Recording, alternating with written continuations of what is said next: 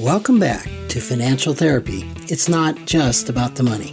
I'm personal financial planner, columnist, and financial therapist Rick Kahler. Research tells us that 90% of all financial decisions are made emotionally, not logically. For nearly 4 decades, I've been helping people make better money decisions. So what makes my financial worldview different from most financial experts? I blend the nuts and bolts of financial advice with the emotions that drive making them. Good money decisions are not just about the money. So let's get started with today's episode. Welcome back to another episode. I'd like to talk about giving money to kids, and specifically giving money to kids at death. There's a lot to be said on this topic. I once talked with a psychologist who said he hadn't found a way yet to give money in a healthy manner to kids at death. Certainly there's a lot of problems around it. One of the famous billionaires, Warren Buffett, has said he will limit what he gives his kids, and I think it's $5 million each, and then he's giving the rest of it away. Could be wrong on that exact number. I think it's changed over the years with inflation. But nevertheless, let's just say he's giving only a very small portion of his net worth to his kids. And that's the issue for him, is how do I give money in a healthy manner? So I want to talk about that, and I want to talk about it with a little bit different focus. And that is whether it makes sense to leave an inheritance with strings attached. Okay, so one of our money scripts in society is that if you're a good parent, you'll leave everything to your kids and you'll leave it to them equally. But what happens in cases where you want to control the manner in which it's given, right? So you can give money to an heir just outright, and that's typically what I see done, where the child gets the money and the child can do anything with that money they want. But sometimes a parent wants their legacy to be used in a certain manner. And so they will put limitations or strings on how the money is to be used. And the examples are almost limitless. There's some folks that will leave money in a where they'll match the amount of money that goes to the child with the amount of money that they come up with. So maybe it could be on an income. If you earn $40,000, then my estate will give you another $40,000 annually. It could be done in a similar fashion for education, or just restricted to education, or restricted to buying a house. I mean, there's all sorts of ways that you can have strings to a gift. And this is not to say that strings are bad. They are not bad, but they can have unintended consequences. It's often strings are often referred to as controlling beyond the grave. So let's just look at this, because a person can have several different views on leaving money. I think the most popular view is, well, when I'm dead, I won't really care, and I can't really control everything after that. And it is up to my child, in this case, to use it responsibly. And if they don't, well, then they don't. So that's definitely a valid approach. What could be behind that? There could be a lot of maturity behind that, of saying, I just got to let go control. I can really, really control it. There's too many unforeseen things. This would be especially true in the case if the parent trusts the child, of course, which is often the case, that I trust their ability to do what's right. There may be one child that invests it. There may be another child that uses it to pay down their mortgage or buy a house, or another one that takes a trip around the world. I want them to use it in the manner that they want to use it. So, as with any decision, the question is, am I really clean in that decision? Does that feel like I am settling or giving into some emotions that this would be too hard? Or, is there a sense of a little bit of victim? Well, I can't do anything about it, so I'm just going to throw my hands up and just give that to them, when there's a deeper gnawing fear around that. So like with anything, it can be complex, because some folks may really have some values around how they want to give their money. And I'm not suggesting that if somebody just gives outright gift to a child that they have no values. I'm not saying that. But the parent may have some specific values that they want to see accomplished with the gift. So as I said earlier, they may really value education. They may want to give a helping hand to a child in buying a home, or they may want to help assure the child's retirement. And if it isn't used in this way, or the child doesn't want to use it that way, then sometimes there is a provision for it to go toward another purpose that the giver wants to support. And in many cases, these limitations, these strings, are done in what the giver really feels, really believes is in the best interest of the child. So, along that lines, what happens when you have a child who is a chronic overspender, who just always needs money, is always asking for money, who is almost the typical American that would have to borrow or sell something to come up with $1,000. And that doesn't mean that person is a chronic overspender. But what do you do with the child that can't handle money? I've seen a number of surveys and research that suggest most lump sum inheritance disappear within a few years of being inherited by an overspender. And there's a lot of examples where an inheritance has hurt the child, has not really been a help to the child, where the child really is in worse shape after receiving the inheritance, both emotionally and financially. So this is kind of a big deal to really consider and to really feel into this. So how do you do this? Most parents don't want to disinherit a child. In other words, you could say, I don't want to leave anything to my child. That usually brings up some really difficult emotions. A lot of guilt. It's not something that's done a lot.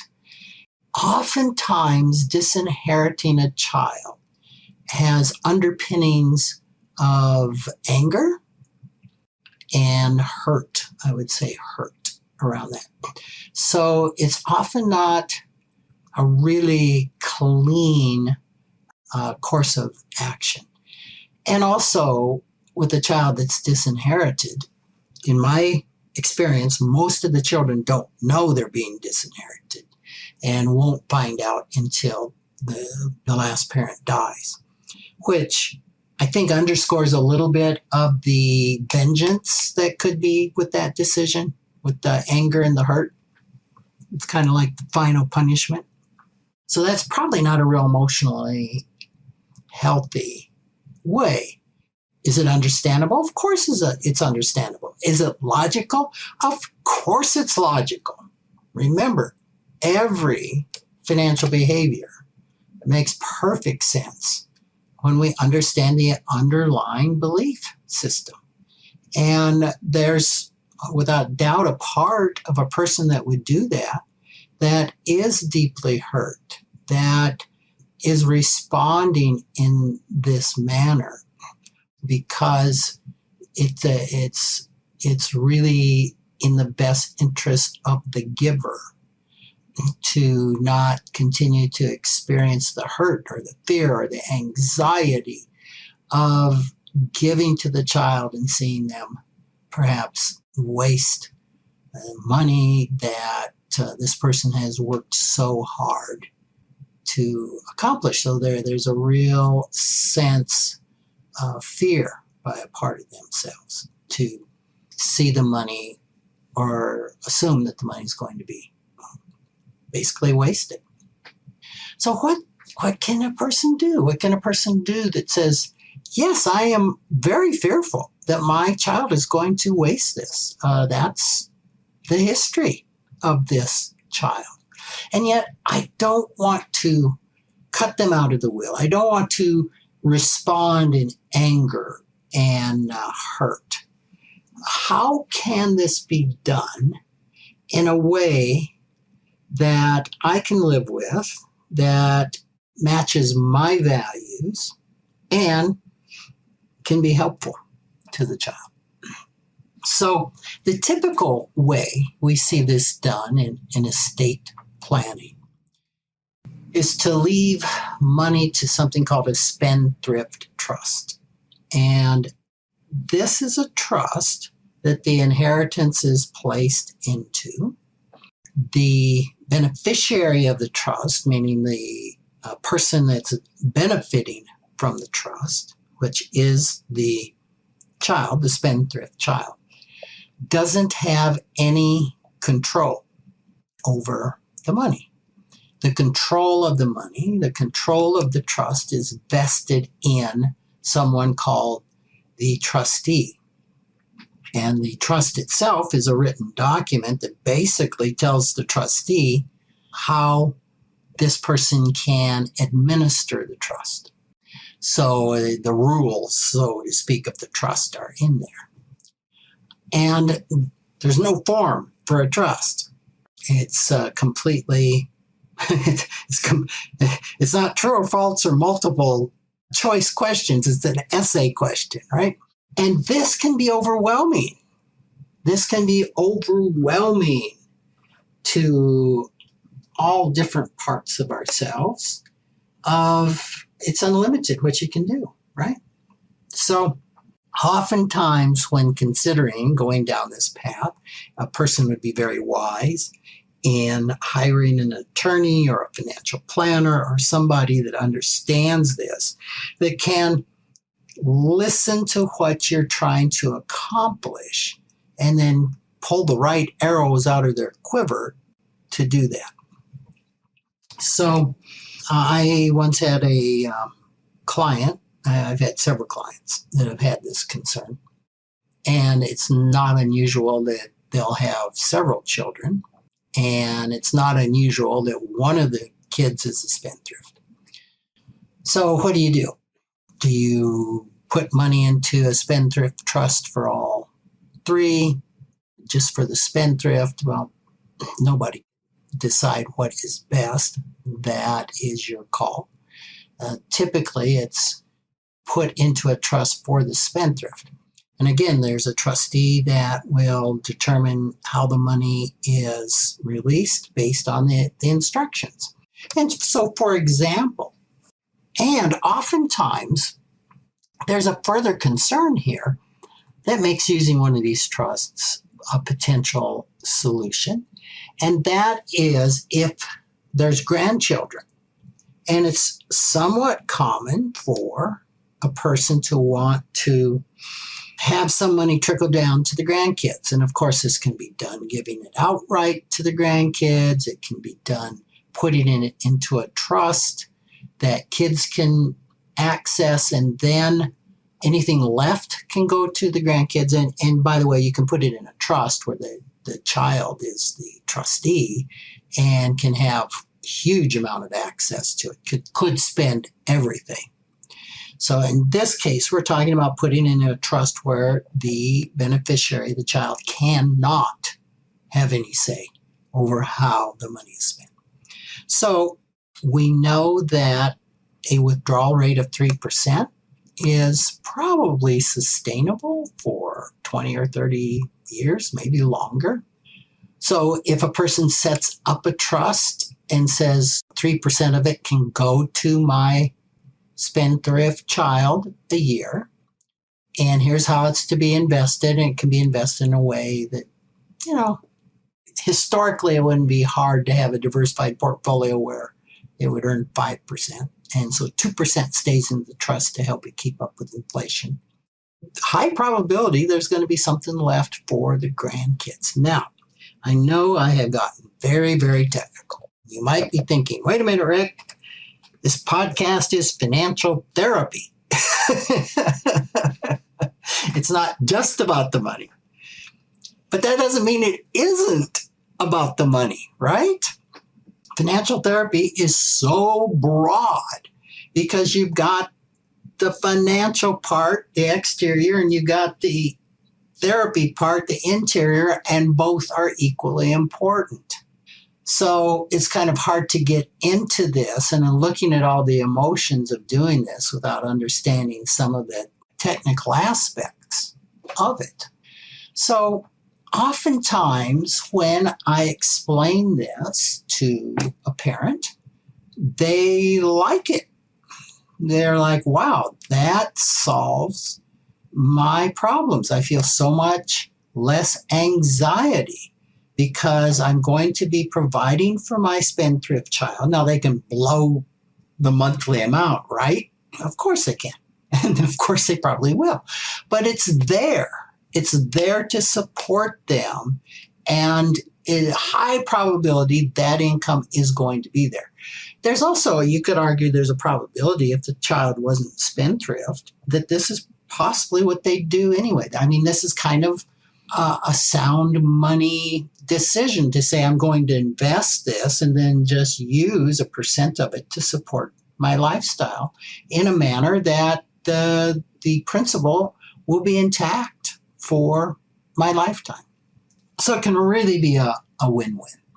There's one big problem with this. Well, there's probably several problems. One problem is, again, if this is the surprise to the child upon death, while they haven't been written out of the will, if they see their siblings getting the full amount, which they probably will know, it depends on how the wills and the trusts are all written, but they're probably going to know. They can feel, they can have some really difficult emotions around that. Hurt and anger and betrayal and a bunch of things. So they're probably not going to be happy about that. And that is that they can't get to the money. They can't go buy a house. They can't take a trip around the world. They're limited to 3% a year. So like with just about everything that we've talked about on this podcast, probably the more desirable outcome would be to have this conversation with the child before you die and let them know, here's what I have done. Here's the intention. My intentions here are good. They are not to punish you. They are to empower you. They are to help you. They are to protect you. They are to assure that This money is here to support you for the rest of your life. They are here to assure that my grandchildren have something from me. So that may or may not be received. Well, probably there's a higher chance that it will be. Doesn't mean there won't be some difficult emotions initially, but it's really possible that the child will embrace that, actually. So I would really recommend having that discussion, and this is where having that discussion in front of a therapist or in front of a financial therapist may be really helpful so that they can guide that difficult conversation and take away the secret. And this also might help sibling issues where the spendthrift child could be upset and jealous and angry at a sibling that got the full inheritance. Now, the downside of this, as I was getting into, is that they're expensive to set up. I don't think you could do one of these trusts for less than $5,000 a year, and it probably goes up from there. My rule of thumb is that the cost should never exceed 1% of the capital. So you can see in this case, paying a fee of $5,000 only makes sense if you have a trust of $500,000 or more. A lot of folks don't have that much. What do you do if you only have $100,000, but you still have a spendthrift heir? Recently, I thought of a way to do this. In the past, I've just said, I can't think of anything. But there's something called a single premium immediate annuity, SPIA, that you can pay into, and then it's like Social Security. You pay in $100,000, and if your heir is 65 years old, well, I think in this case it's 120. If you pay in $120,000, they'll get an income of $8,000 for life. Now, one problem is when they die, the money's gone. So it's not going to go to grandkids. So maybe you would want to actually leave some outright to the grandkids and then this sum into the single premium immediate annuity. And like with a lot of insurance products, there's a lot of options. So you can get these where they do pay out cash upon death.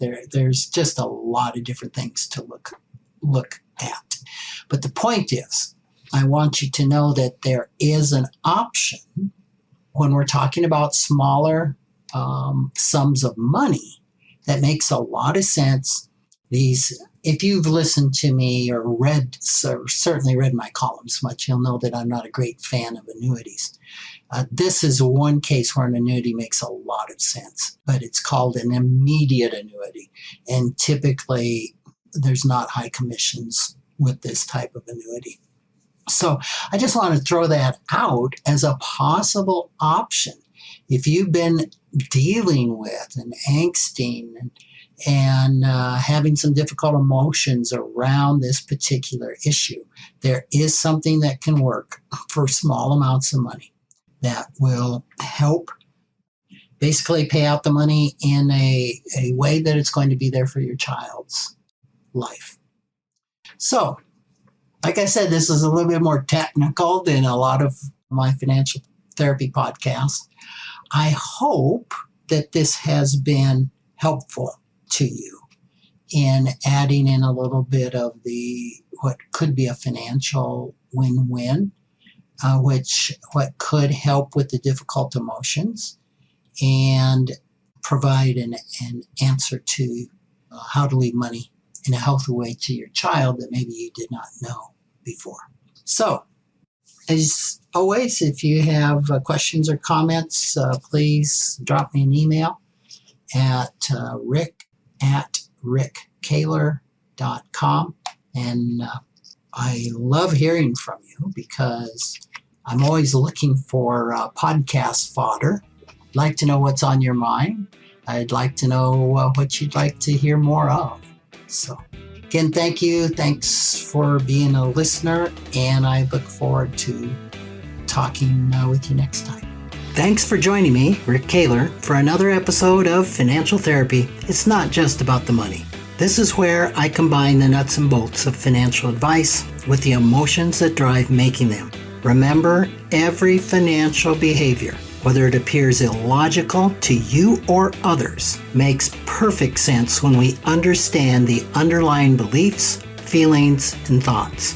Sign up for my weekly blog at financialawakenings.com. I hope you'll join me again for our next episode.